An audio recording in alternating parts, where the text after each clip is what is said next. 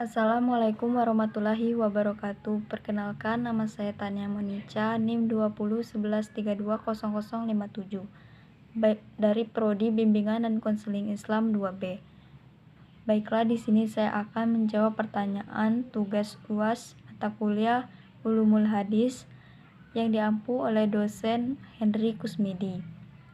Baiklah, pertanyaan pertama, jelaskan yang dimaksud dengan tahammul wal ada al-hadis. Menurut bahasa, tahammul artinya menanggung, membawa atau menerima. Tahammul menurut istilah adalah mengambil hadis dari seorang syekh atau guru dengan metode tertentu dari beberapa metode. Ada secara bahasa artinya melaksanakan pekerjaan pada waktunya, membayar pada waktunya atau menyampaikan kepadanya. Secara istilah, ada adalah meriwayatkan hadis dan menyampaikan kepada orang lain dengan menggunakan bentuk kata tertentu. Yang kedua, jelaskan metode tahammul wal ada al-hadis beserta contohnya. Metode penerimaan riwayat dan penyampaiannya kembali ada 8 macam, yaitu yang pertama asima. Contohnya samikna samiktu, artinya aku telah mendengar, kami telah mendengar. Yang kedua al-qiraah, contohnya qara'atu alaihi, artinya aku telah membacakan di hadapannya.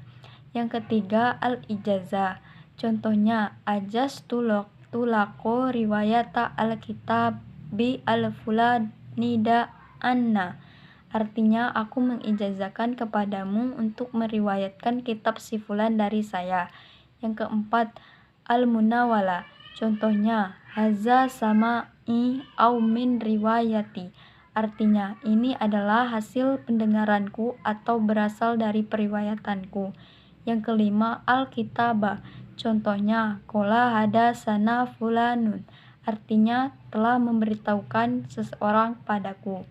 Yang keenam al-ilam, contohnya a'lamani fulanun qala hadasana, artinya seseorang telah memberitahukan padaku, ujarnya telah berkata padaku.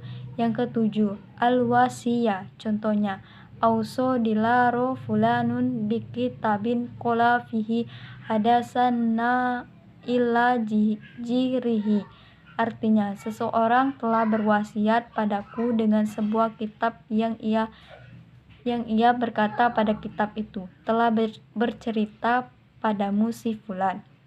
Yang kedelapan al-wijadah, contohnya qara'atu bi khoto fulani, artinya saya telah membaca khat seseorang. Dari 8 proses penerimaan dan penyampaian hadis di atas, bisa diambil kesimpulan bahwa ketika perawi mau menceritakan sebuah hadis, maka ia harus menceritakan sesuai dengan redaksi pada waktu ia menerima hadis tersebut dengan beberapa istilah yang telah banyak dipakai para ulama-ulama hadis.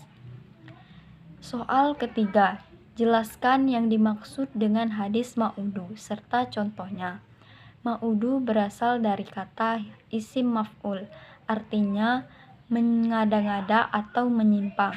Secara istilah, hadis ma'udu adalah hadis yang diciptakan oleh seorang pendusta yang dinisbatkan kepada Rasulullah SAW secara sengaja. Contoh hadis ma'udu, man rofa'a yadaihi fi ruku'i fala sholata lahu. Yang keempat, jelaskan faktor-faktor yang melatar belakangi munculnya hadis ma'udu. Faktor-faktor penyebab munculnya hadis ma'udu. Yang pertama, perbedaan pendapat dalam masalah fiqh atau ilmu kalam. Yang kedua, sebab politik. Yang ketiga, sikap fanatik, buta terhadap suku, bahasa, negeri, atau pemimpin. 4. Usaha dari musuh Islam kaum zindik. Yang kelima, para pembuat cerita atau ahli kisah.